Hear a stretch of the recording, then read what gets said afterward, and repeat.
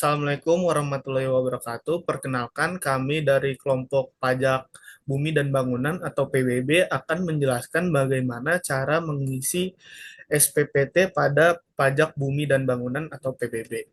Perkenalkan, nama saya Muhammad Raya Ramadan dengan NIM 64231 456. Halo, perkenalkan nama saya Varian Syahputra Darmawan dengan NIM 64231910. Nama saya Faris Ramadan dengan NIM 64231099. Halo, saya Muhammad Rafael Fareja dengan NIM 64231197. Perkenalkan, nama saya Setia Budi dengan NIM 64231085. Untuk letak objek pajak berada pada Jalan Kiai Haji Fahrudin, F28 RT 003 RW 06, Kampung Bali, Tanah Abang, Jakarta Pusat. Lalu untuk nama dan alamat wajib pajak, Koperasi Simpan Pinjam pada Jalan Fahrudin F, nomor 28 RT 003 RW 06, Kampung Bali, Jakarta Pusat. Selanjutnya, ada 5 tabel yang terdiri dari objek pajak, luas meter persegi, kelas, NJOP per meter persegi, dan total NJOP. Nah, di kolom objek pajak, yaitu ada bumi dan bangunan. Nah, luasnya untuk bumi 81 meter persegi, dan untuk bangunan sebesar 309 meter persegi. Nah, di sini kelas untuk bumi yaitu 055 dan untuk bangunan 038. Nah, kelas bumi dipertimbangkan atas dasar lokasi tanah, infrastruktur di sekitar tanah, dan zona wilayah.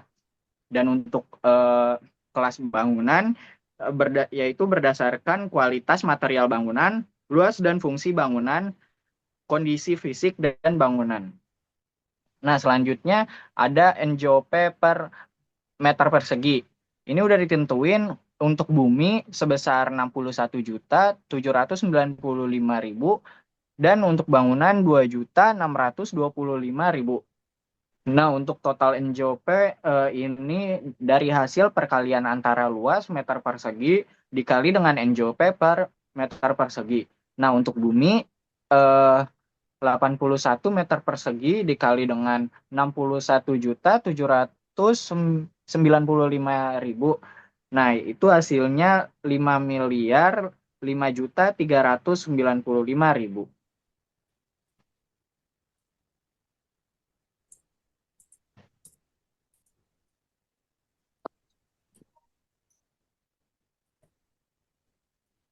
Nah, selanjutnya bangunan yaitu luasnya sebesar 309 meter persegi dikali dengan 2.625.000, yaitu hasilnya 811.125.000.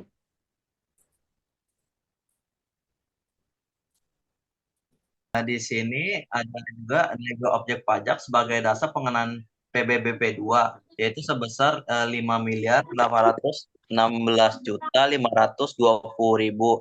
Nah, itu dapat dari mana sih? Karena dari di atas yaitu total NJOP 5.5.395.000 ditambah 811.125.000. Nah, hasilnya itu 5.816.520.000.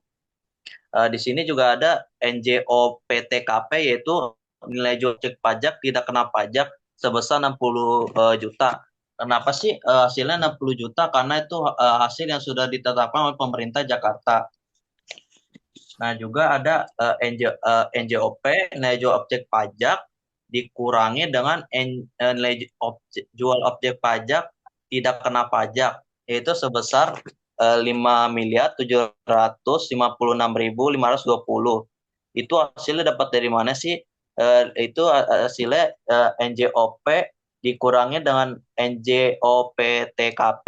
Nah, hasilnya itu sebesar 60 juta dikurangi 5.816.520, jadinya 5.756.520. Untuk nilai jual objek pajak untuk perhitungan PBB P2 itu 60%.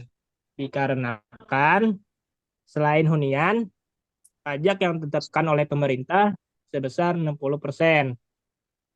Maka dengan demikian, NJOP untuk perhitungan PBBP 2, 60% dikali 5.756.520.000, maka yang dihasilkan ialah 3.453.912.000 rupiah. PBB P2 yang terutang ialah 0,5%.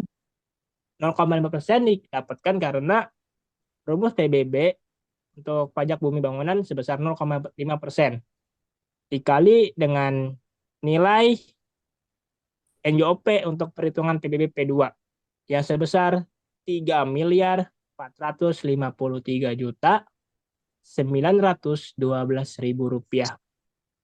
Maka ditemukanlah hasil PBB P2 yang terutang sebesar 17.269.560 rupiah. Maka untuk pengenaannya itu 0 rupiah karena tidak ada. Nah, untuk pembebasan itu sebesar 4.577.800.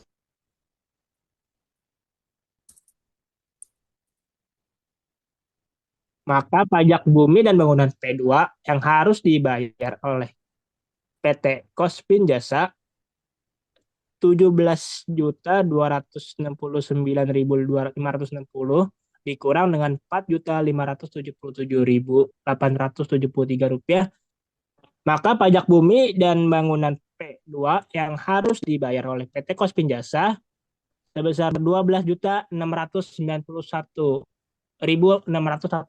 rupiah. Oke, di sini kesimpulannya secara keseluruhan surat ini berfungsi sebagai pemberitahuan kepada wajib pajak mengenai jumlah pajak PBB P2 yang harus dibayar. Sebelum tanggal jatuh tempo, total pajak yang harus dibayar oleh Koperasi Simpan Pinjam Kospin Jasa sebesar 12.691.687 rupiah. Demikian dari kelompok kami, kurang lebihnya mohon maaf. Wassalamualaikum warahmatullahi wabarakatuh.